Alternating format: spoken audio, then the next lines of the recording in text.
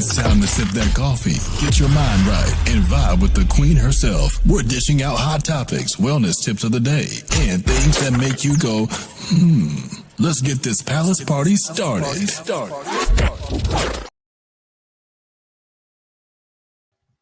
All right. Welcome, everybody, and happy Wednesday to you. Happy Wednesday, everybody. We are back and we are talking all things corporate America. That's what we do on Wednesday morning segments. So thank you for those of you that are tuned in from Twitter, those of you that are pulled up here on YouTube. If you are looking for corporate America strategies, you have come to the right place. This is a time where we just kind of sit back. We kind of move away from the entertainment piece of it all and we get more grounded in strategies and focus how you can better prepare for the things that are happening in 2025 in corporate America. So that's what we're doing today.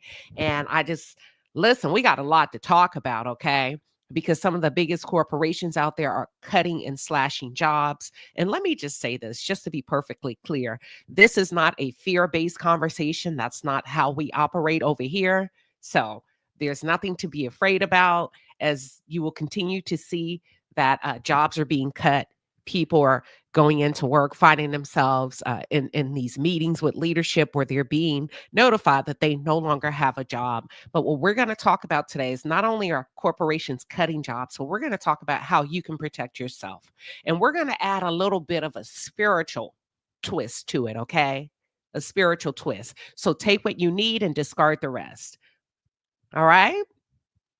Take what you need and discard the rest. That's how we're going to handle this today. But before we get into it, how is everybody doing? Let me know. Are you working from home today? Are you on your are you on your way to the office? Are you in the cubicle? Are you a desk girl? Listen, are you the HBIC? Let us know what's going on with you. And for those of you that may be tuned in and you're commuting to work and you are in your car, honk that horn and let us know. Shoo, we love it when y'all tune in while commuting. Oh, there they are. There you go. There you go. Good. Cruise with Cindy said she's working from home. Come on, soul sister, get it right. She says, "Child, I'm at the plantation. Mama V is working from home. Anne is working from home. Catalina says, good morning. She's working remotely. Okay, nice. We love it. IMT feels great. She working from home. Let's see who's at their desk looking out the window. Okay. Do you have a good view? Janice Walker is in the office and she is the HBIC. Well, we like that. Hold on.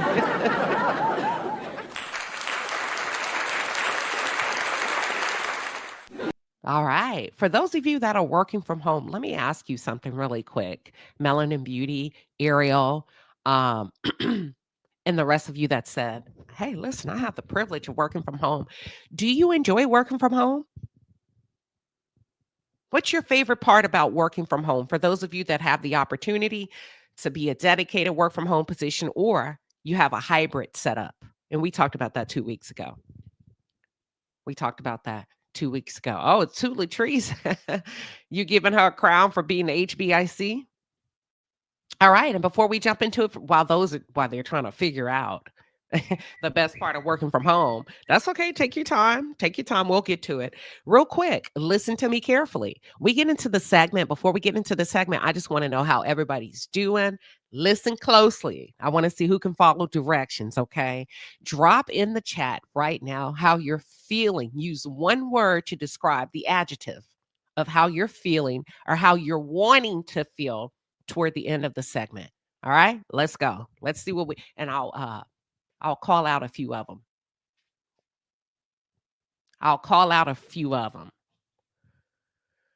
Ariel says, listen, working from home means I don't have to deal with office drama and talking to folks. Okay, so you like the engagement that you don't have to do. All right. IMT authentically feels inspired. New York happy hour is feeling excited.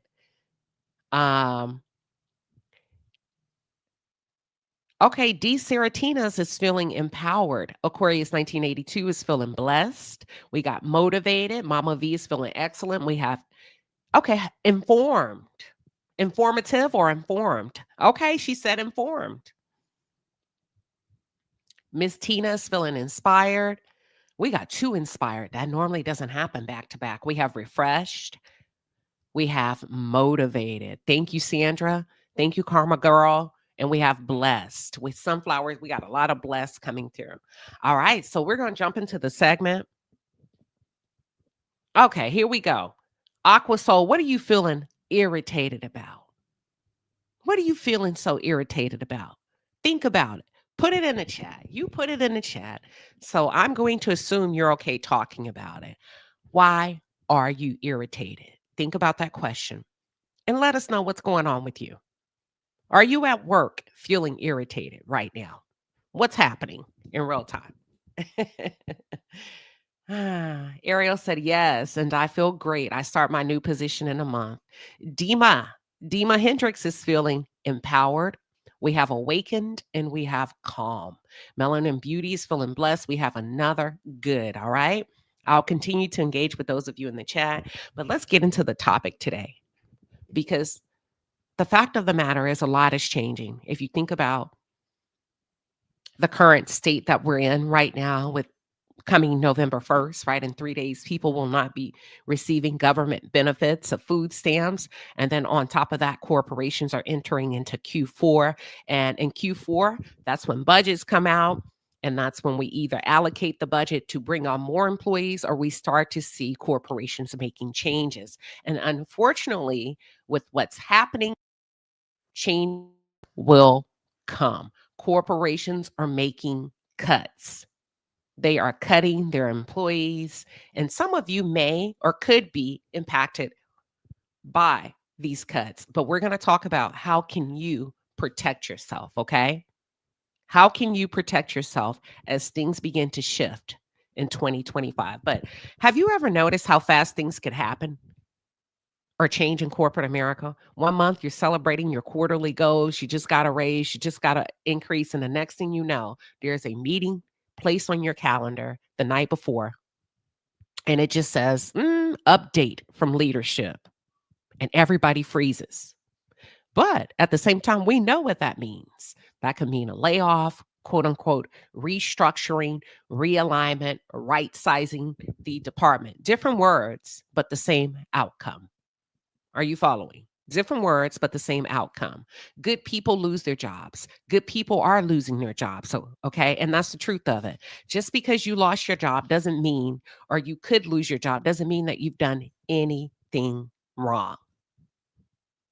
Companies, corporations, they do what they need to do in order to survive. And it's called a business acumen, a business mindset. So, in some instances, I'm going to ask you not to take it personal. It's business. And if you understand that, this is how you can move or shift in a way that's proactive and productive for you. So, it's time for you to do the same. It's time for you to enter the realm of having a business mindset, not out of fear, but out of wisdom and out of being proactive. Okay. Here's the thing, it's not an equal playing field because unfortunately, you can't see nor can you control the corporate strategy when it comes time or corporations make the final decision that they're going to have mass job cuts or eliminate positions for whatever reason. So you have to start thinking like the CEO of your own life. And why do I say that?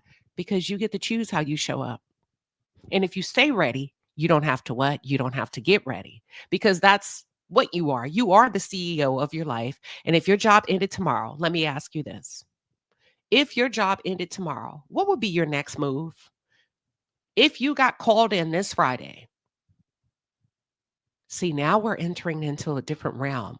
And this is where we have to take full control and really think about, have I planned properly? So if your job ended tomorrow, what would be your next move? I'm going to put it up here, right here. If your job ended tomorrow, what's your next move? And remember, this is not a fear-based conversation. We rebuke fear because you cannot be afraid and proactive in the same. So I need you to shake off that fear. Let's strap up our boots and figure out how to move forward. Okay. Listen, I'm going to get y'all in order and get you in line. We're not operating in a fear-based mindset. But if your job ended tomorrow, what will be your next move? That's it. That's my question.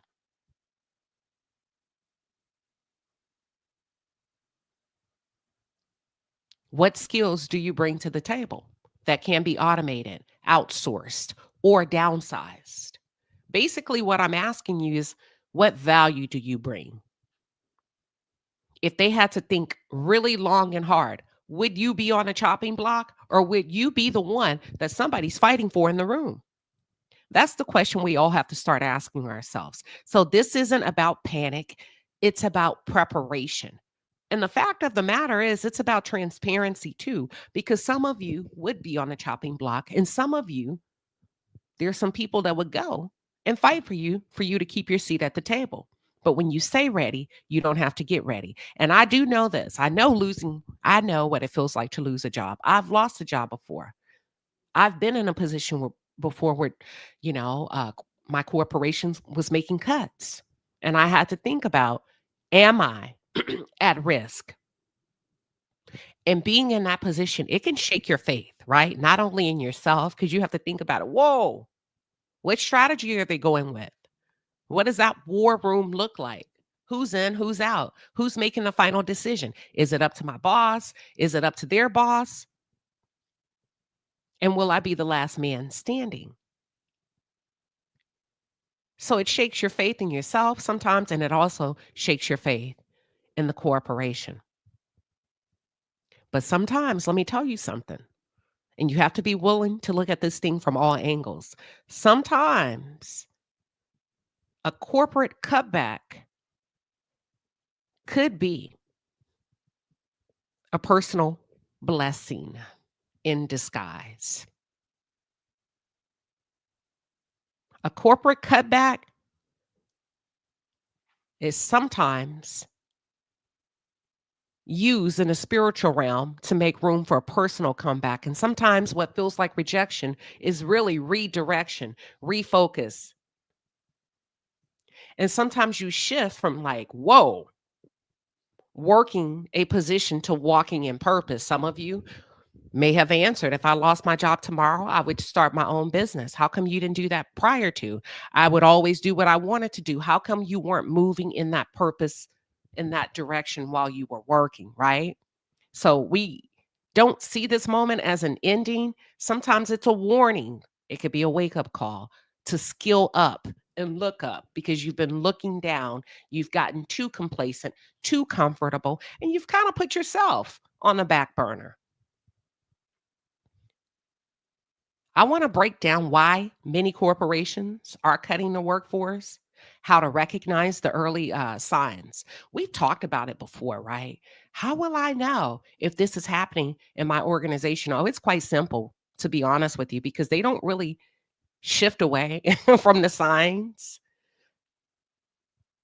And I also want to talk about the steps that you can take today to stay ready financially, professionally, and spiritually, because this world is changing fast.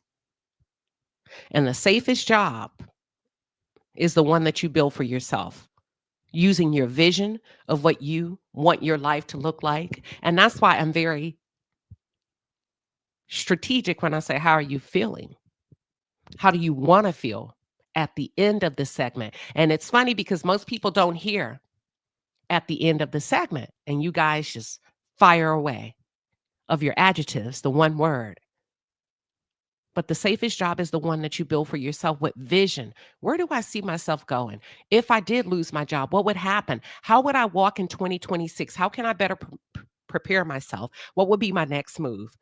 How am I moving with vision, anticipation, faith, and preparation? So grab your notes, and let's talk about it. Talking about layoffs is one thing, but being ready for a layoff and being ready to pivot, and we call it change management, is a completely different thing. Talking about it and being about it are two separate things. There's nothing to fear if you are ready to move. Do you understand what I'm saying? Because layoffs are going to happen whether you're impacted directly and or indirectly. But that's where the wisdom kicks in, is where you're ready. You've anticipated a shift. And should a change happen, I'm fine. So here's three areas you've got to be able to work in: your skills, your money, and your mindset. Watch this. Your skills, write this down, your money, and your mindset. What would be some cutbacks you would have to make personally if you lost your job tomorrow? What would be some things that you would have to change in your household, in your social life, your professional life? And, well, I don't even want to go there. Let me not ask that other question I was going to ask. But watch this. So, U.S. public companies, and I'm quoting this from the Wall Street Journal, right? The biggest companies across America are cutting their workforce. In the public companies, what we're seeing in the data is that public companies have cut their white collar workforces by 3.5% over the past 3 years. That's about 1% every year. They're kind of slashing positions, shifting in corporate philosophy. So what they're doing is corporations are saying, wait a minute, I can make cuts, and fewer employees could mean faster growth. We're saving money, or we can utilize that money to invest in other areas. 1 in 5 S&P 500 companies now employ fewer people than they did a decade ago. What does that mean? Fewer people, but your job becomes broader. Let me break it down in layman's terms. Should you make the cut? Don't be surprised if your roles and responsibilities change. Don't be surprised if more is expected of you without a pay increase. Fewer employees, but your role becomes broader, okay? Bank of America reduced its workforce from, what was it, 285K to 213K. While revenue and profit climbed 18%. So even though these corporations are making money, they're still making cuts. Do y'all understand what I'm saying? They're flattening organizational structures, they're pushing remaining employees to handle larger workloads. Ah, so even if you're not cut, be open, be ready should you be asked to take on more responsibility. What does that look like for you? Hey, Queen Sheba, considering, should I just take the responsibility and be happy to have a job? No. You need to ask, what does that look like as it relates to compensation? We don't work for free. So, should your job or your role broaden and your responsibilities increase, show me the money. Be ready to have that conversation. And that's why I ask you, if anything changed for you tomorrow, are you ready? What would be the next step? Whether you lose your job or you get to stay, have you or are you comfortable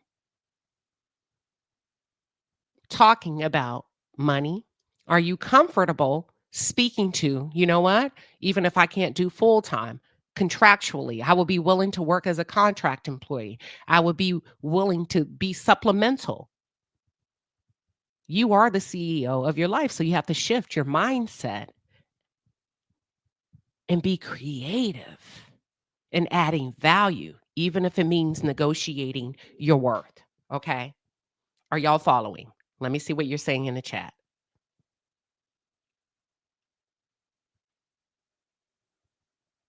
Let me see what you would hire yourself. All right, let's continue. Now, this is what I would like to do. Here's some things that um you can do to be prepared. The first thing is we talked about your skills, your money, and your mindset. Skill up, stay valuable, stay relevant. What is happening in the marketplace as it relates to your industry?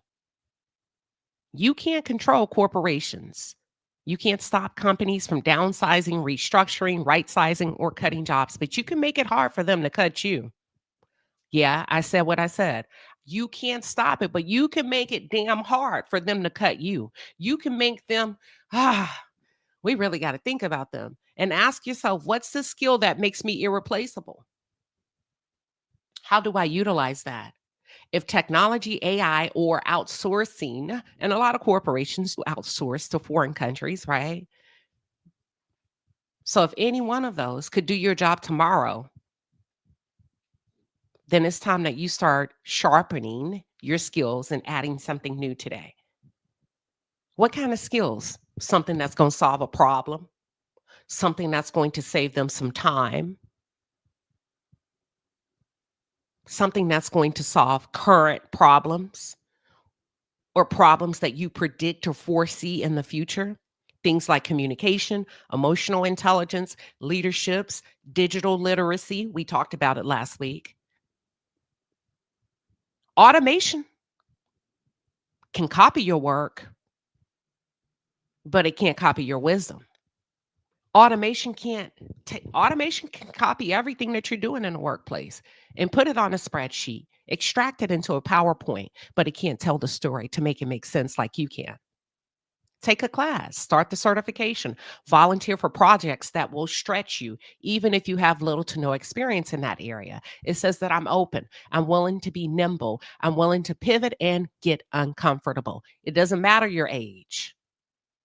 Don't wait for the company to invest in you, invest in yourself. Start asking, start looking, leave no stone unturned because God can't multiply what you don't cultivate. If you're just sitting on your talent and you're not cultivating yourself as an employee, then how do you become valuable? How do you multiply? How can that be multiplied into purpose, value? So keep learning, keep shifting, and doors will continue to open, even if you lose your job. The second thing is to stack up, build a financial cushion before you need it. Now, I'm going to say something that's going to be kind of maybe controversial.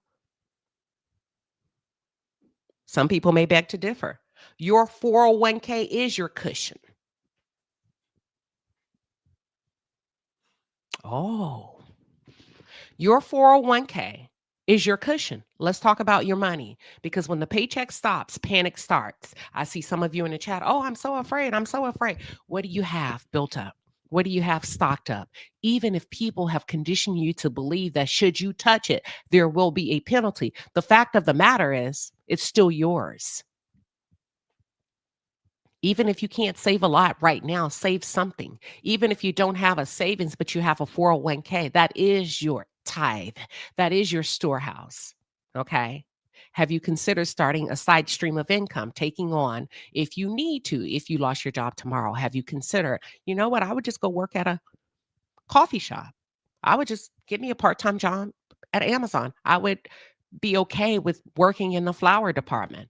I would take on some of these, I don't know, but have you considered it?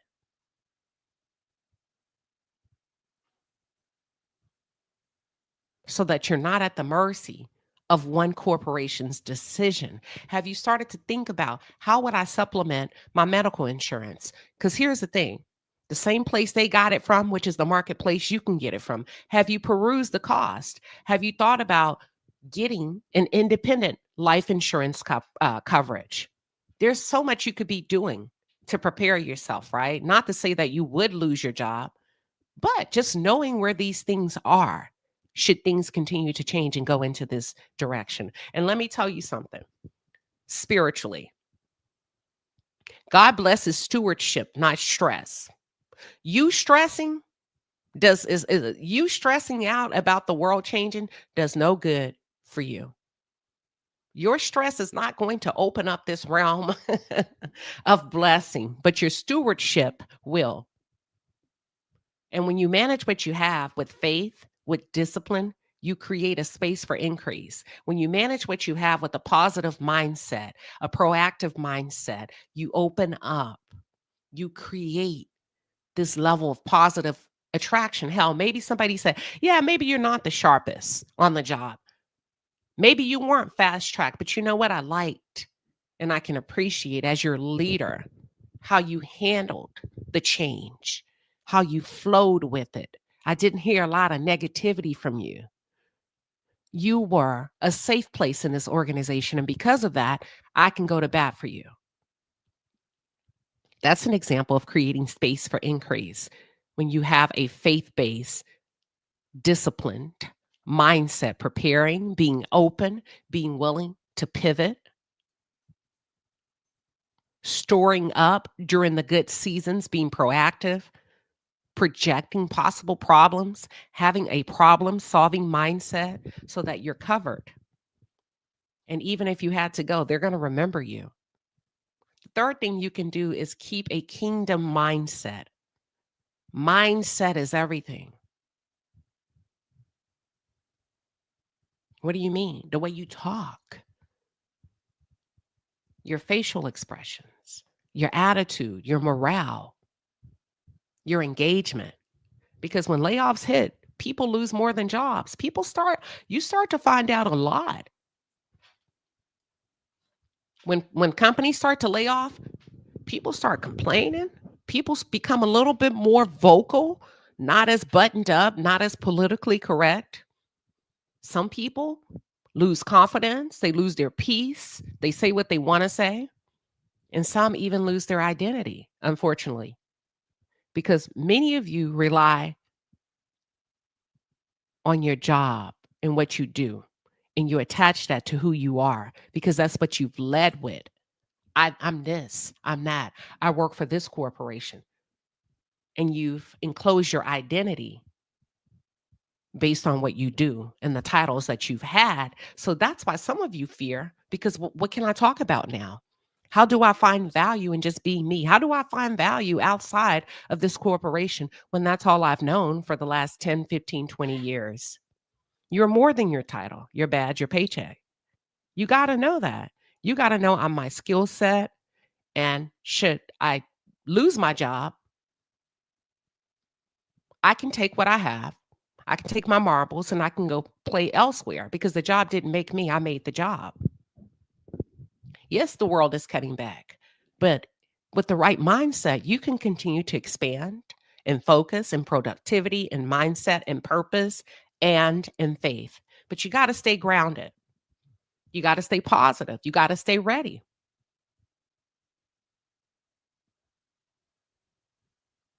Here's a few warning signs. I want to talk about discernment. Discernment is being able to trust your instinct. Listen, they're not telling us anything, Queen Sheba. There's something going on. That's the spirit of discernment, intuitive. Oh, I'm getting a hit. My intuition saying something is off, but my boss said everything is cool. Well, let me ask you something. Have you ever lied to yourself? Has anybody else ever lied to you? So who you going to go with, you or your boss? Because remember, it's business for a corporation, right? I'm not going to walk around as a senior director announcing the play. I'm not going to walk around announcing layoffs. It's not professional. It's not business savvy. I'm going to keep you until the last moment, even if it means you could have went else, you could have gone elsewhere. You could have went to apply for. No, it's business. I need you until I don't. So with that being said, you have to use discernment. If they're making cuts and nobody knows anything, nobody, we got to talk. There's always signs before the storm. The problem is most people ignore them. You saw it coming, but you decided to allow your boss or the corporation to override the toggle switch that kicked in to tell you, wait a minute, I could be at risk of losing my job. You ignored it not because you didn't see it, but because you didn't want to believe that it was happening or it could happen to you. And you said, well, I have a good relationship with my boss or my supervisor. We've gone out to happy hour. They know my kids. I know their kids. Sometimes we talk on the phone. That has nothing to do with nothing. We are talking business.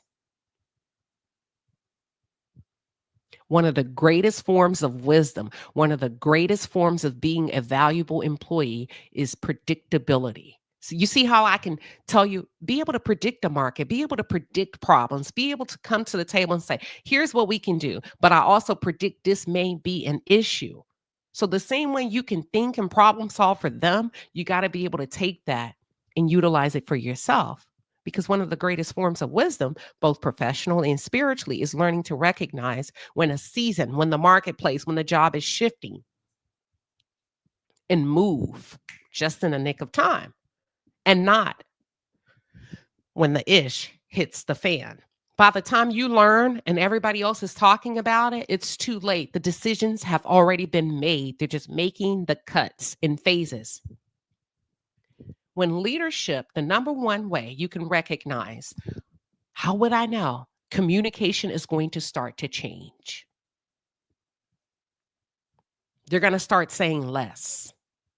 And when your leadership starts saying less, oh, I'm not sure what's happening, that usually means more is happening behind closed doors. There's a meeting before the meeting and there's a meeting after the meeting. Do you hear me? How many of you have ever been involved in a meeting? How many of you have ever attended the meeting? You have meetings on your calendar all day. I mean, not all day, but you have meetings. You've gone to meetings. You have meetings on your calendar, whether you are leading or facilitating the meeting or not. You've gone to a meeting, correct? Yeah. Well, let me tell you something. There is a meeting before the meeting, and there is a meeting after the meeting. And if you have never been in the meeting before the meeting or the meeting after the meeting, you are not a critical player. You are not a critical player. Doesn't mean that you don't work hard. Doesn't mean that you're not skilled and you're not talented. You're just not in the inner circle. You're not one of the ones that gets to make the decision, that gets to make the call. Tish R said, this is so true. A manager was quiet and then yesterday she resigned. Listen, communication will start to change. There is nothing new under the sun. They cannot trick you. Communication will start to change. Emails get vague. What do you mean? It's a lot of words here, but you're saying nothing. I really don't understand. I understand the email, but it's vague. And all of a sudden, team meetings turn strategic. Strategic? Yeah. The tone goes from we're growing to in the future, we see ourselves realigning. Oh, pay attention to the language. Things like optimization, streamlining, right sizing. Those are code words for we're about to make some cuts. We want to optimize our healthcare strategy. We want to make sure we're in alignment with the marketplace. We want to make sure that as we're streamlining for, oh, you're about to make some cuts. Don't panic, but don't dismiss it either. Okay, I heard it. I'm not going to panic, but I'm also not going to pretend I didn't and turn my head and look the other way. I'm going to be ready. I'm going to start preparing very quietly. Let me go ahead and update. Listen, let me put this in the chat because I want to make sure you get it. Start preparing very quietly. Do you know what that means? It's nobody's business, not even your workplace best friend. And this is where most of you make one of the most critical mistakes. You talk too much. You overshare. And you assume that your work bestie is going to keep your secret. Because we've been besties for years. I'm going to tell her, okay. I'm going to tell him, okay. But he and her have another bestie. And before you know it, you don't know, but the word is out that you're preparing to leave. So guess what? Thank you if I'm the senior director. Thank you if I'm the team lead, because the meeting before the meeting and the meeting after the meeting, I'm going to say, hey, listen, Lady J is actually looking. So we can cut her anyway. Oh, she is? I got some intel on that. They said she's updating her resume. She's talking about it at lunch with other employees. So Go ahead and put her on the list. Really? Yeah, I'm shocked. I would have never thought to cut Lady J. Yeah, go ahead and cut Tisha Thompson too. Really? Yeah, I kid you not. They've been the most vocal, so be quiet. Your work besties should be shocked that you're preparing your resume, that you're updating your resume, you're reconnecting, you're networking, you're strengthening your network, you're on LinkedIn, you're perusing very quietly jobs, opportunities, you're out there evaluating the workplace, you're seeing where your value could unfold for you in real time outside of that corporation. Faith doesn't mean ignoring reality. It means facing it with confidence. Okay. So if I'm not going to get my benefits as a foster parent on November 1st, what do I have in my home where I know I'm going to be okay with these kids? Food wise, how can I start to have these conversations right now with the state that I foster parent in? For those of you that work in non traditional roles, right? Start having those conversations now. So the first thing is communication starts to change. The other thing is your workload may shift. And then you're going to notice that budgets start to tighten. The numbers stop adding up. Travel budgets get frozen. They start to slow down hiring. Hey, how are we doing with filling in the gap for the management position? Oh, we're still looking. And you like, wait a minute, you've been looking for 3 months now. Your department suddenly, all of a sudden, needs approval for small expenses that used to be automatic. Oh, they're about to make some changes. The budget is changing. Now we need approval upon approval. Those are signs. Those are tremors before the earthquake. And when companies start saving pennies, it's usually because they're planning to spend dollars on realignment, restructuring. And that's your cue to audit your own financial house, tighten up your personal spending, kind of cut back just in case, build a cushion, look at your 401k, say, okay, well, I'm taking mine with me if I go. So the same way they're cutting costs, you start cutting costs physically, financial, and emotionally. The third thing, leadership movement. Things are going to start to shift around on the top. If they are cutting, if they are right sizing and downsizing, what do you mean? All of a sudden, they announce reorgs, how the organization is being reorged, restructured. People are announcing early retirements. Another red flag, new people in high places, new faces, new CEOs, new CFOs. What happened? Something is happening. When executives start to leave or they're being reassigned, it's not random. You're just hearing about it. It's a reshuffle before the reset. I'm going to make cuts on the team. Y'all, it's nothing new under the sun. I'm going to get some new people in here that have no attachment to you. They're not going to feel bad about cutting you. It's a political move. It's a business move. And trust me, when upper management moves, the change trickles down fast. So when you see reorganization charts pop up in your inbox, don't just skim through them, study them, look at them. Ask yourself, where does my role fit in this new structure? Are we top heavy? If I were this new person, who would be the first to go? Would I find my role valuable, or would I utilize Toot Latrice to take on my role in addition to what she's doing? And if it doesn't fit neatly, if your role doesn't fit neatly in that new structure, start preparing your next move. And your next move could be as simple as, let me see what positions are open. Let me get my resume ready to go. How much is in my 401k? Because let me tell you something, baby. The wise, good leaders, wise employees, strong contributors, they don't wait for clarity. They create clarity. They are the clarity. They're not waiting for an announcement. I'm not waiting for you to clarify anything. I've clarified it on my own. I understand what's happening here. I'm going to keep it to myself, but I will be ready to move when I'm ready. Spiritual discernment is the fourth thing. You feel it, you know it. There's this inner thing that says, they're making changes. They're not saying it. So start getting ready. And sometimes you just can't explain it logically, but your spirit knows that something is happening. That's discernment. Don't fight it. Don't ignore it. Just start to position yourself. It's a heads up. It's a courtesy. So when communication changes,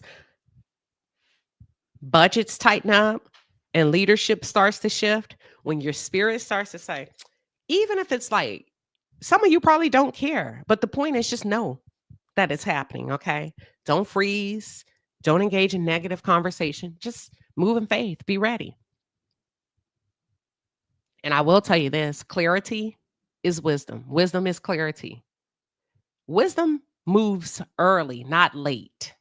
Wisdom moves before the cuts, not after the cuts. And those who move early move smoothly. Those who move early move smoothly. Watch this. I'll use a natural disaster as an example. You don't wait for the weatherman to tell you to evacuate when you have the wherewithal and the resources via technology to check the weather and see that there's going to be hurricanes, possible flooding. I don't need them. Do you to tell me to evacuate? But those that evacuate early on their own without being told move smoothly. They are able to get out, to get a head start, whether they're driving, they got tickets, if they're flying an airline. Those who move early move smoothly. They have hotels, they've talked with family members, they're good. And you call them, oh, we left 2 days ago, while everybody else is in a what? A state of panic. Because if you stay ready, you won't just survive the shift and the cut, but you'll find purpose in it because you were ready. You knew how to pivot. You found peace in reality. And the reality is things do change. That's it. That's all. That's all we got for today.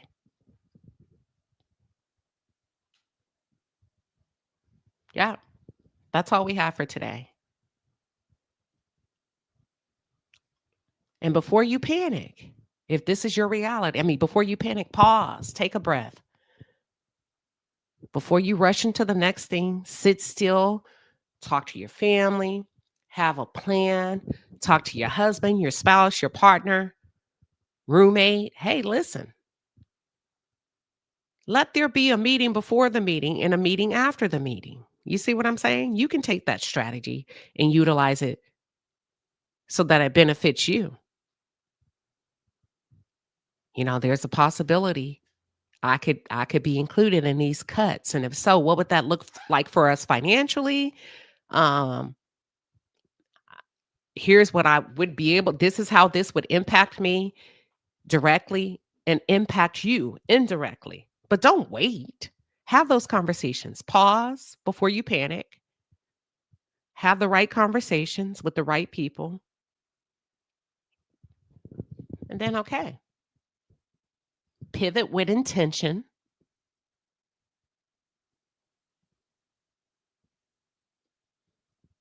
And then be active. Then you activate, okay? Thank you. Aquarius 1982 says, Queen, this is so good. I work for a major corporation. You're absolutely right. I have noticed all of this. All right, there we go.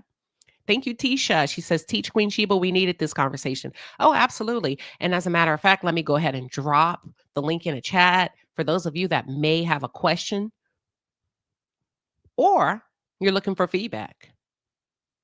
Savannah says, look for opportunities in other areas. That's a great idea.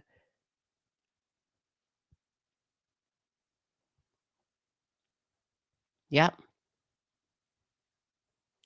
Soul Sister says she stopped traveling so much and put that money in an ETF.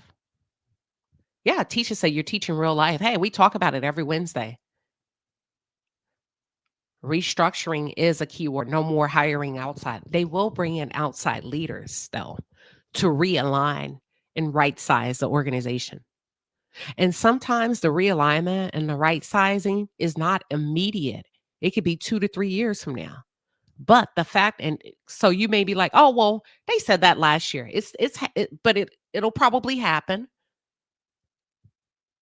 So sometimes the impact is not immediate. It could be futuristic. If you heard it, if you've witnessed it, it's coming. It just may not come right after the announcement or right after the noticeable or visible changes. Just know. And that's even better for you, right? You can become more aggressive in your investments. You can become more proactive in taking your time to really expand the market. Assess the marketplace and see where you would feel good at. Okay. Especially if you've been working a position and or a job for 20 plus 15 plus years, you'd be like, oh, this is all I know. And that's all that knows you. And that's all that knows you. You could volunteer with different organizations on the weekend, maybe once or twice a month.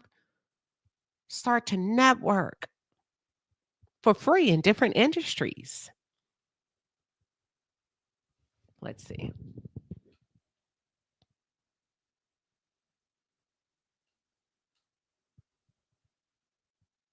Q Catrice says, be observant. I pick up on body language, how things are shifting. Q Catrice says, this morning I just attended a meeting before the meeting because I'm one of the decision makers. Queen is right. There is one before and after. It's happening in real life. A meeting before. So if you have meetings and you be like, wait a minute, Queen Sheba told me there's a meeting before the meeting and a meeting after. And this is the only one I'm in. Well, lo and behold. Lady J said there are definitely meetings before and after the meeting. A lot of executives are leaving my company, which is always a telltale sign, or being forced out.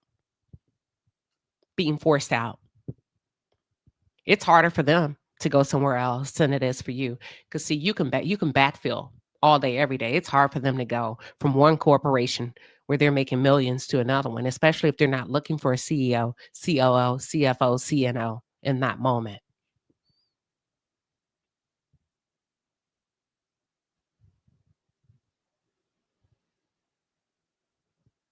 Let's see. Yeah, Amazon laid off a bunch of people. Yep, they did. But they didn't lay off the warehouse workers. Their cuts came from the corporate side. If you look at the research, it came from the corporate side. They were too top heavy. That's why I said, are you prepared? If you could always go work at Amazon. I mean, when people say, oh, they're going to take away my benefit. Are you an able-bodied person? Okay. May not be the ideal job, but guess what? It'll put some potatoes and eggs and bacon on the table. It'll put bottled water on the table. It'll put beans and rice, protein on the table.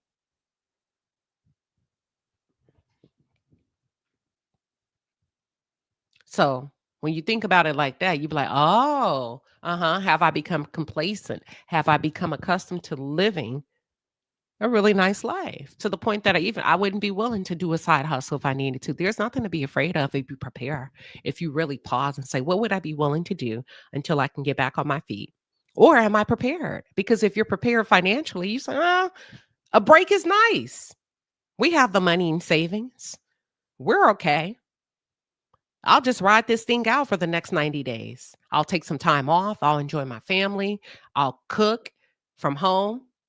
I may even work on the weekends. I don't know yet, but I'm in a position, Queen Sheba, where I've prepared and I'm okay. You said God doesn't bless stress. He blessed stewardship. Well, I've been a great steward of my life. I've been a great steward of my 401k. I'm going to sit back, relax. I'm going to polish up this resume. I'm going to get out there. I'm going to learn a new skill. I'm okay. All right. Any final questions? If not, I will give y'all some time back. This concludes today's Wednesday morning corporate segment.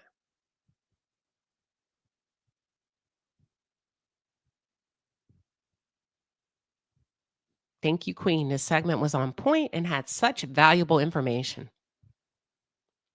They are, but that's okay. Lady, she said they're outsourcing. Okay, so you know that. That's a fact, right? To save money on paying benefits, right? Because it's business, right? If I can cut and outsource and save money, think about it as your business. Think about it as your business. It's just a business move. You're like, okay. Welcome, Savannah. Good morning to you. Good morning, Queen, and good morning, Palace. It's been a minute, but I am so glad I finally caught my favorite segment, the Corporate Wednesday segment. Um, and I love this topic. I think it's so much needed now, especially with everything that's going on, both government and in private industry. I myself have been affected, um, but I am taking this time to do some self reflection, and also I'm practicing a lot more of self care. And I've learned to also seek community of others that are also in this unknown gray space that's going on right now. Because just because an organization is downsizing, it can feel personal, but it's also more, it's a time to be more structural in. I love the word that you've been using throughout this conversation is pivot and prepare. And that's basically what this is, what we're going through on right now. It's more about self reflection and evolving our roles and also our expectations on what's going on. And I am a big supporter of seeking other resources and looking into different arenas and not what you've been practicing and are comfortable in. So, this is a time to also test your skills, your soft skills, as well as your emotional intelligence. Um, this is all overwhelming and it can be very scary, um, but it's a good time to self invest, self reflect, and just take more initiatives on other things that you've been wanting to do and putting off for a while, if that makes sense. Yeah. It does make sense. And I want to say this. You have me thinking. I've been in let me just share this with you all. I've been in a position where cuts were being made and there was a change in the leadership in my department. And I didn't go to the senior director. Well, what was her? I don't know if she's, what do they call them? Senior director. I went to my lead, right? Because listen, I'm sharp. I'm sorry, I'm sharp. I was like, wait a minute, we have a new senior director. I noticed she didn't have any skip level meetings with us when we would ask her questions. Although we were still traveling for training as a product team, she never seemed to have any straightforward answers. I said, this lady's coming in here to make the cuts. No, no, she's not. I said, yes, and they got the right person to do it. She seems disconnected from us, right? This is what I'm thinking. I'm picking up on the body language, the lack of communication. And it seemed like, and you got to be careful sometimes because it'll seem like, a level of freedom. This one doesn't bother us. That's for a reason. Nobody wants to be micromanaged, but at the same time, nobody wants to be abandoned by leadership. So as I began to hone in on the psychological and the behavioral traits, I was like, whoa, there's going to be some cuts. I knew it was happening. Months, just my intuitive hit. Sure enough, they started making cuts. I did not get cut. Let me tell you why.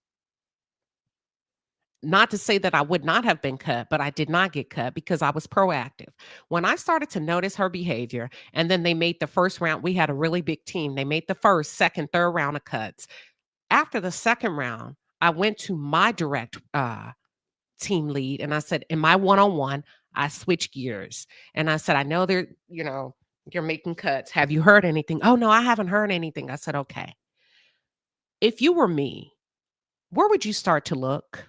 Because I understand the business part of the decision making and I understand the realignment that's happening, although it hasn't been formally announced. But if you were me, where would you start to look? internally. That lady helped me get on a new team. Do you understand that? That lady made a phone call to her friend that was a senior director over a different team. And when I tell you they did it so smooth, I got a new job and a promotion in the same organization while everybody else lost their job. So you can't be afraid. You remember, Yvette, I told you have that conversation. Hey, November 1st is coming. It's going to be tight. Where can I ABC? If you were me, where would you look off record? And because I was proactive and not fear-based, she said, well, if I were you, let me think. Later on that day, she said, have you considered this position? She sent it via WebEx. You may want to apply for that role. Oh, okay. Cool. That's it. So you can also use that strategy. Listen, let me come to you and have that conversation with you. The cuts are happening. I'm not stupid. Neither are you. I understand you have no information. But if you were me, would you look internally? Would you look externally? Do you know anything? Are there any roles? I've worked with you under your leadership. I'm just giving you ways to talk for quite some time. Positive, right? I've enjoyed you as my manager. Where do you see me? If I were to be cut, how do you see me operating in this organization? Would that be in the same space, the same wheelhouse? Or do you feel I could be more effective to the corporation under a new team? And if so, where? And they'll tell you. They may pause. Just listen. And that's it. I absolutely agree, Queen, because this is a time that you should be reaching out to like former colleagues or other professional groups or mentors. But make sure that you're also refreshing your resume, your LinkedIn profile, and make sure that whatever you're looking to jump into the next, that you are able to adapt and also come in and make an impact. So this is a great time to be strategic on where your next is. Yes. And not only that, it shows that you're a visionary. It shows that you're a great leader. You're not afraid. You know how many employees do not have that conversation? That's a problem in the organization. You're tackling a problem. You're problem solving. You're saving them time. That's one less decision they have to make by you saying, I see you. If you were me, and then you pose the question, it's like, damn, hell, she should be the senior director. The fact that you came to the table like that in the most professional way, you're saying, I understand business.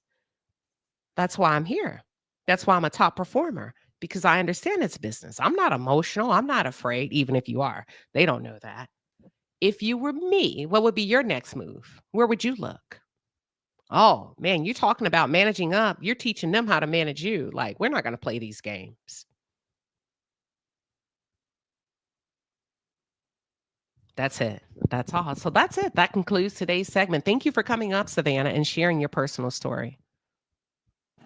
Thank you, Queen. I've always enjoyed your segments. You have a great day. You too. You too. All right. Thank you, everybody. That's all we have for today. Until then, hold on. What are y'all looking at?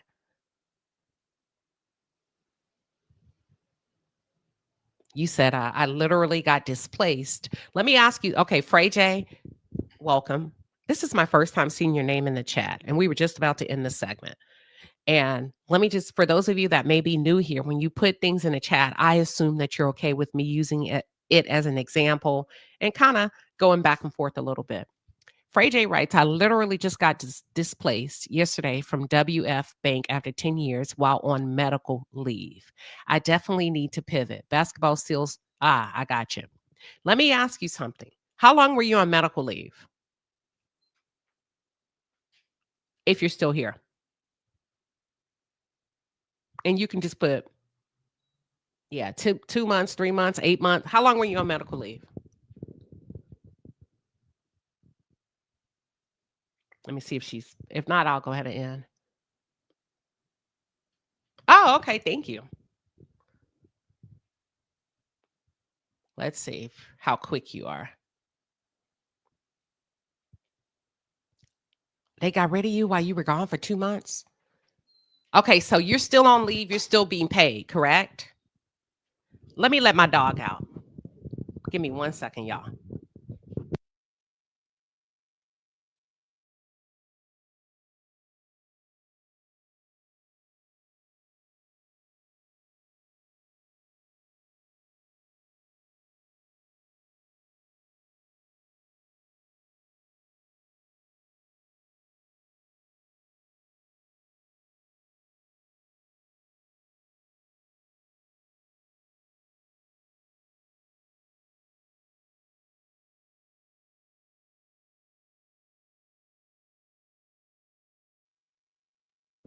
All right. Thank you.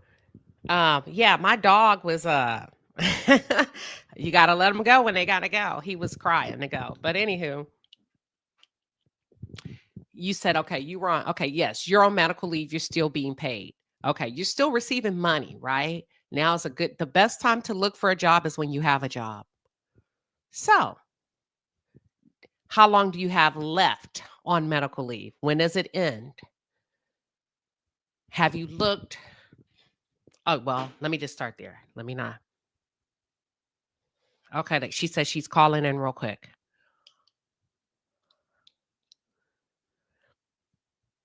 And when you call in, just follow my questions.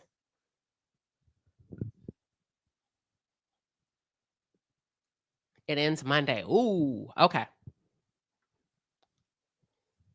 Thank you, Christy. Christy Nichelle said, everything I've heard you speak about happened before a massive layoff happened with the company I work for.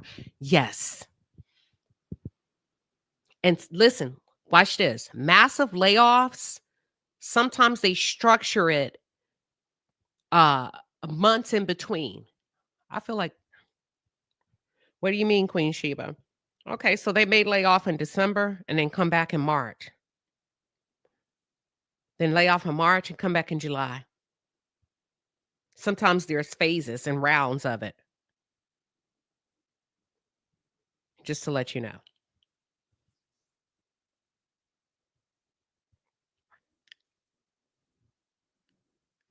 So you'll be like, okay, I didn't go in the first phase, so I have until, and not, like I said, this is not fear-based. I don't do fear-based conversations. I don't feel like they're productive. So all you have to do is click this link if you're trying to call in. Hold on. I just put it in, click the link and follow the instructions.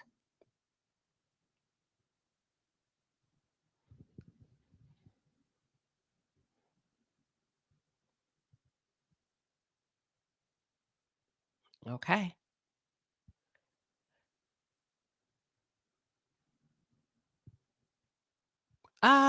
December. So typically if they do it before the holidays. They'll do it before the holidays. What you mean, Queen Sheba? December 16th, 17th, 18th. Before the holidays. It gives everybody, she said it's not working too. That's okay. That's all right. It gives everybody time to kind of just sit in it. They'll do it right before the holidays. It's okay if it's not working. No worries. We'll catch you on the next one.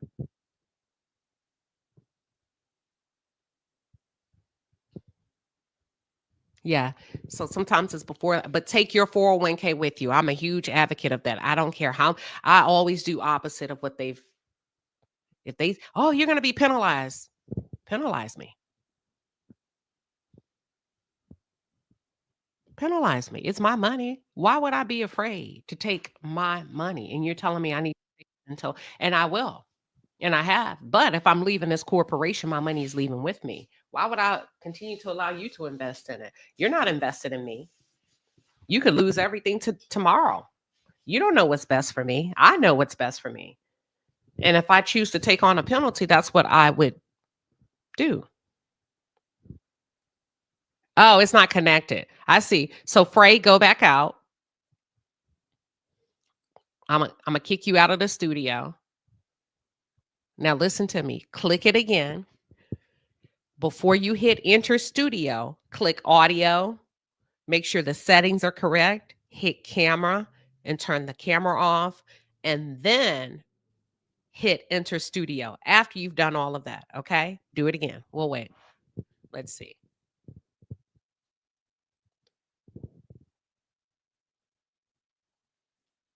Okay. Yvette says, I'm watching CNN now, and he's saying people this Saturday is fixing to get real. But we don't do fear-based. Let it get real. Let it get real. And as a matter of fact, turn it off.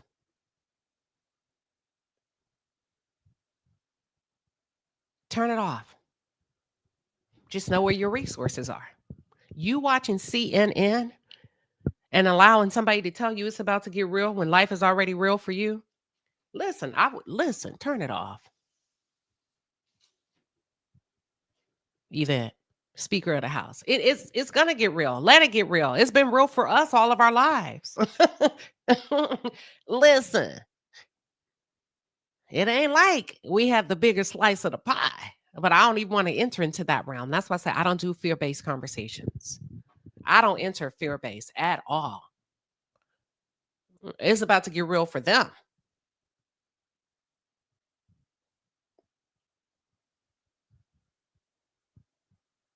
They've never worked at Amazon. They've never worked at the Dollar Tree. They've never took minimum wage, but you have. So it's been real for you your entire life. So you have to know what applies and what doesn't. It's been real for me. Those people don't know what it's like to make $60,000, $40,000, $50,000 a year. That's beneath them. It's been real for a lot of you that are tuned in. So that does not apply to you.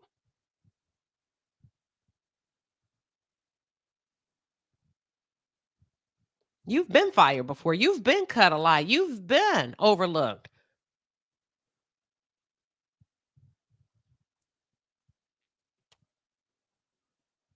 That don't apply to you. It's been real. You've been denied housing.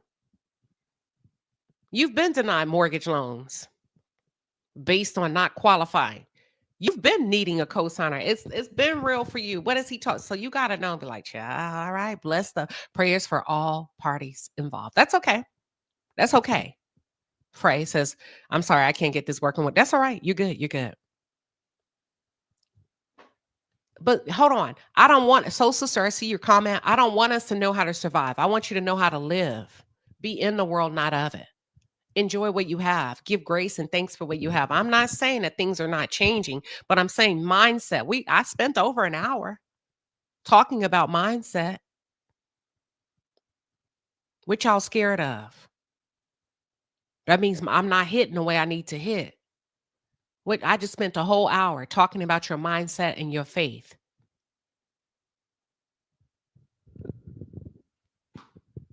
Teresa, you said, Queen, can you answer Teresa's question? Okay, she's coming up. So she's going to ask me her question. Hello. Hi. Hi, Teresa. Good morning. Good morning, Queen. I was asking a question in the chat. I'm a new viewer. This is my first Okay. time Welcome. watching. Welcome. Yes, What's your question? so my question is, I'm currently working in a job that has a lot of stability, kind of. Not kind of, but it does. And so my employers are encouraging me to get a certain certification that if I have this certification, I'm basically set. But I've been planning to pivot away from this industry for a long time. But now, with the way that the market is looking, I'm thinking maybe this isn't the right time. Maybe I should just stay and get the Okay. certification just in Pause. case. Pause. Okay. What's stability? You said this job has a lot of stability. Fire off. What's stability? Go. So I work in a niche job in legal data analytics. It's really not a common job. So I guess what I mean by that is most people that have worked in it work in it for 40 years. It's not the type of job that typically gets laid off. Okay, so what's stability? When I say stability, it just means that I could stay at the company for a long period of time. Did they put that in writing? No, Okay. I'm gonna I ask hear you you. again. Watch this. And if you don't know,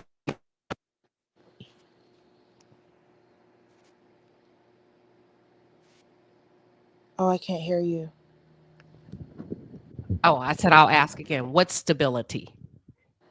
Honestly, the answer is I don't know because it's not nothing is certain. So Okay. Okay, that's good though, because you're just repeating what they've told you, right, and there's no evidence. right. If you are already stable, why do you need to get a certification to become more stable? Did they break it down for you?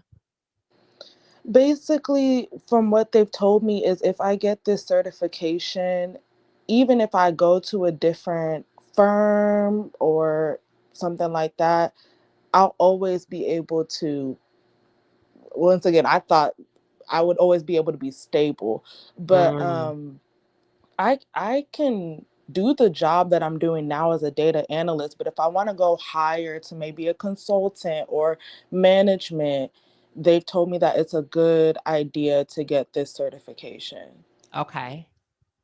What's the certification? It's called an RCA, so Relativity Certified Administrator. Okay. How long have you been in data? You're basically informatics, correct? You run the report, Mm-hmm. so you just kind of plug in the reports and somebody. Okay, when you say data, there's different forms of data of data analysts. Mm-hmm. You work with the data. Do you go to the what industry are you in? I work in e-discovery for Okay, law firms. okay. And what kind of data are you running? Just regular uh discovery data from the law firm. So when we have a case, um, and we need evidence for that Mhm. case, I'm working with that evidence. What's the evidence? Like, what are you running data? What are the numbers telling you? It's not necessarily numbers. I'm just making sure that all the um I'm trying to figure out how to describe it. All the electronic evidence is properly stored in the right places Gotcha. for the different Okay. cases. I know what you're doing. You're doing what they did in P. Diddy. So they're kind of charting the evidence. They're putting Mm-hmm. it into like this chart, correct? Yes. And Yep. you're fact checking it against everything that they have as evidence. And you're saying, is this everything? Even if it's text messages, this is what Yep. we have. Is this what it's, does it say the same thing? And Exactly. okay, got it. And they determine what evidence they want to enter into that electronic. Exactly. Yes, yes, Mm-hmm. yes, yes. Your job is to thoroughly analyze data analysts Yep. that everything is there, is correct, and it matches up with what they're going to present in court, correct? Absolutely right. Yep. Okay. All right. You don't need a certification to do that yet. No. Okay. How long have you been doing it? I've been doing it for 6 years now. Okay. And I have no tech background at all. You I don't need didn't, it. yeah, I didn't You need don't it. need a tech background to be an expert in analyzing data. You just need to be a very good storyteller. Hmm. You Very need, organized. Yeah. yeah, and a storyteller. And that's where you can facilitate a conversation about what's housed in that chart and you can fire off Well, real quick oh, and sorry. summarize. That's all. Hold on. That's all you need to be able to do to become valuable. Because, see, you can go get the certification and still not be a good storyteller. Okay. And they still choose somebody over you that doesn't have it. Once you've mastered that craft of being able to summarize quickly, point out important, and I'm not saying that you can't do it, but once you're Mm, able to do that with your eyes closed over and over and over again, I would probably start practicing if you haven't already, but it sounds like you can in the next 6 to 9 months, and you can do it over and over. Then you go get the certification if mm. you're interested to That's come. a, oh, Go sorry. ahead. I'm so sorry to interrupt. Um, the thing is, I'm not interested. I just fell into the career. It was nothing, it was never my plan. And so now that I'm 6 years in, last year I was thinking, okay, you know what? I want to pivot to a completely different industry. Let me get an entry level role on the side just to build a new resume. And then all of this started happening, and I'm thinking, okay, I am still doing that. I am still getting a side hustle in a new industry, but I'm just trying to figure out if I should still invest in my current experience just in case. Okay, so here's the thing about skills. You don't lose them. You Okay. just you're not going to lose that. You're just moving on. That's very true. I say go for it. If you know what's best for you. Nobody knows what's best for you but you. If you want to go and transition into a different career path, go for it. Those people don't know what's best for you. Okay. You get what Okay. I'm saying? Where you want to go? I'm thinking longevity, wellness, mental health, What aspect? the tech, the working on the back end. So let's say there's a wellness app, and they need people to help them on the back end, whether it's doing operations, client success. Okay, so here's another thing. As you become more familiar with where you go, you have to learn the lingo. Okay. And that's not a bad. I'm glad you came up. You have to learn the lingo to be able to directly, because I'm in healthcare. Oh, So you have to be able to know and speak the language of the place that you're going to, and you don't have to wait until you get there. So if I asked you what aspect of health and wellness or healthcare, even if you've never heard of it, you got to be able to say, and I'm gonna ask you again okay. in a few seconds, what it is that you would like to do. What would you like to do in healthcare or wellness or mental health? I don't know. Now that I don't really have the lingo right off the top of my head. But that's okay. Do you have the purpose, the desire? What would you really like to Mm, do? um, like it would be ideal to help with um helping with the systems and just operations. Which system? So, be like, it's okay. It don't have to be perfect, but you gotta know exactly where you wanna go. Even if you don't know it, start researching it so that you Okay. can see the jobs and the language. Say, "Oh, I think that fits kinda what I wanna do," and take Mm-hmm. like 2 or 3 buzzwords out of it and formulate it into your goals and your desires so that when you're seated in front of them or you come across somebody that's been in the industry like me, I can follow you. Mm-hmm. Okay. Got it? Yeah. Yes, absolutely. Thank you so And they're much. saying, "Good luck, you got this." They're saying, "You got it." So you don't have to Thank you. stay.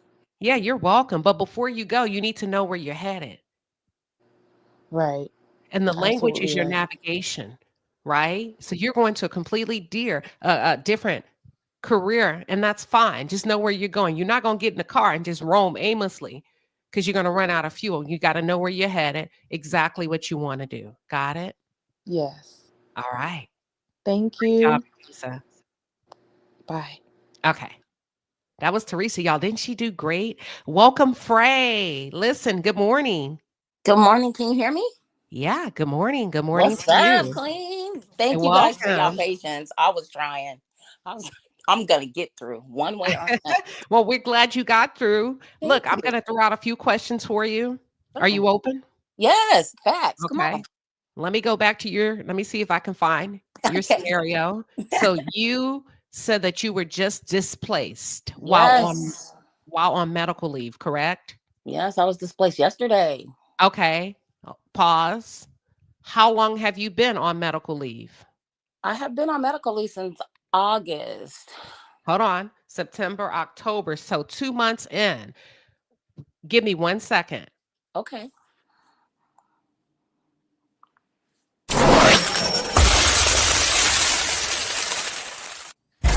All right, Palace, the Super Chat Squad is in the building. We appreciate you, baby. The Super Chats are fire. Get in your bag. A lot of money. Yes, it is. Yes, it is. That's a lira. Am I correct? Hire a beauty all the way from the UK with $100 lira. And trust me, that's over $100 if we're looking.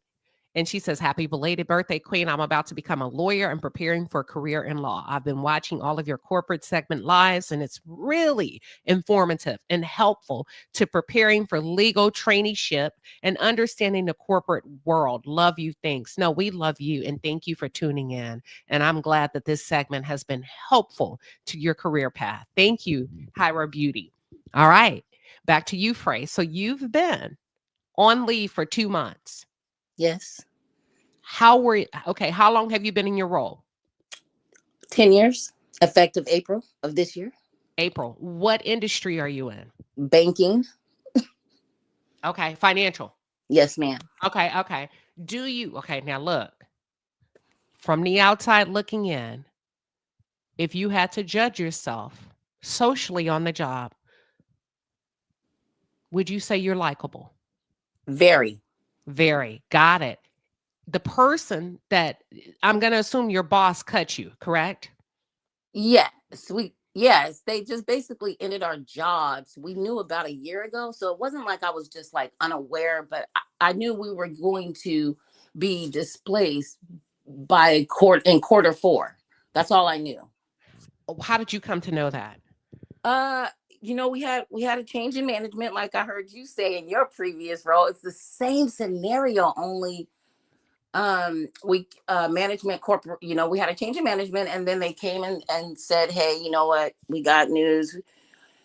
You guys will be we're going to close down Portland and we're moving jobs to another city, but we don't know when yet.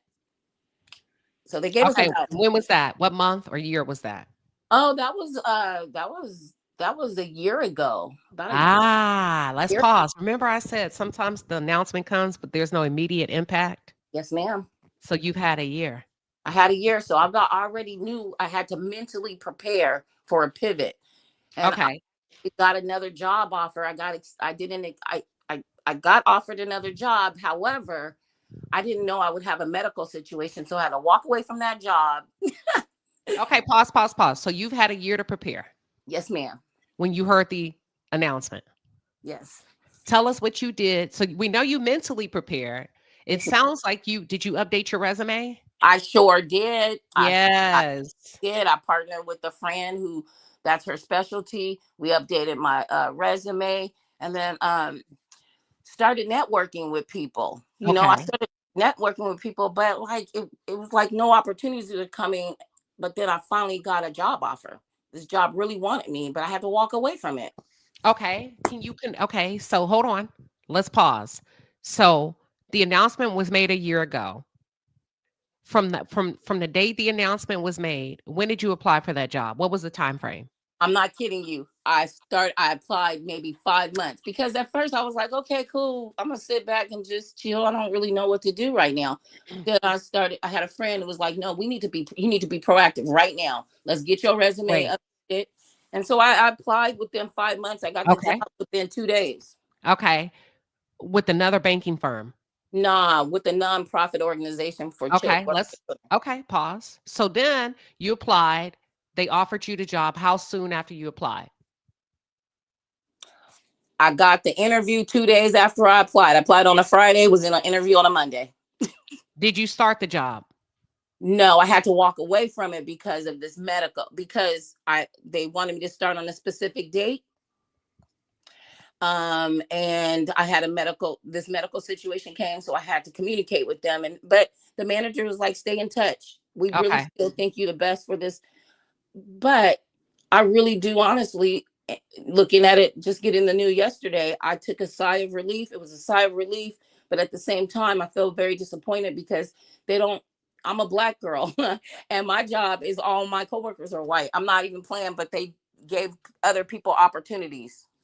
Okay. So, and I'm not being rude. So, you know why I got to flip it on its head? Yes, ma'am. To get you back in the right state of mind where you look at yourself as a badass in the workplace and not a Black girl. So now where can you take your bad working skills in a good way, boss ass working skills, and go play? Where can you go? Man, I'm writing out.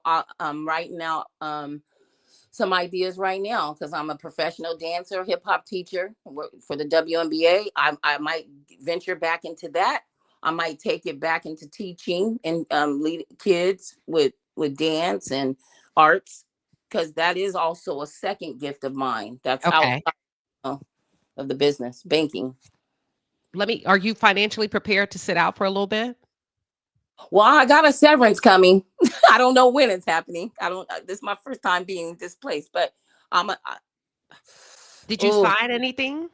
Not yet, because I just got the official 60-day where you can't take a job for 60 days. I just got that organization. Huh? Within that organization. Yes, within that organization. Right. Yes, ma'am. Did you know you can negotiate your severance? No. Yes, ma'am. You don't have to accept. You can counter. Oh, I'm so glad you told me this, because I don't know anything yet. I'm just waiting for the You know a lot. You know a lot. I'm just giving you an advantage. So what you can do is you can go to Chat GPT and say, hello, Chat GPT. What's your role? Just give it to me. What's your role? Senior operation processor. I am a senior operating processor in the financial industry, and I have been in this industry for 10 years. My job has been cut. What is the ideal severance package? Oh, I'm writing this down, Queen. Thank you. Let me write it. Actually, let's do it right now. Okay. I'm literally getting a pen. I'm literally about to write this down. Oh, this is so good. I'm a senior, what are you? Huh? What are you? Operations what? A senior operation processor. Hold on. Oh, this is awesome. Give me 1 second.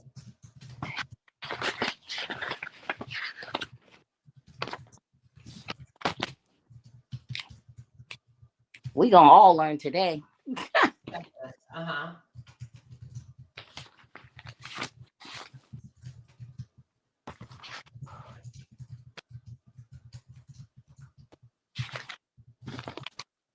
Okay, give me 1 second. Here's the thing. I'm gonna put it in the chat. Okay. Hold on. Give me 1 second.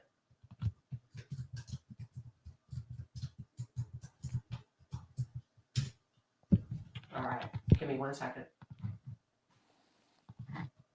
Here it is. You can screenshot it. Okay. All right. It's there. Okay. Soul Sister said, I'm writing this down too. All right. So let's go. At GPT. Okay.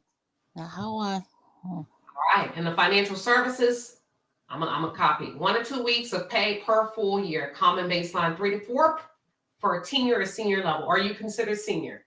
Yes. All right. So here's why. You're not going to say anything. Hold on. All right. I'm going to put it actually. So this is what they ain't going to let me do it. Let me read it to you. Okay. Too much information. So actually in the financial services or corporate sector, severance pay often follows these benchmarks. 1 to 2 weeks of pay per year. Let me just put it in the chat.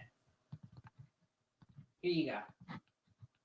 So 1 to 2 weeks of pay per full year of service.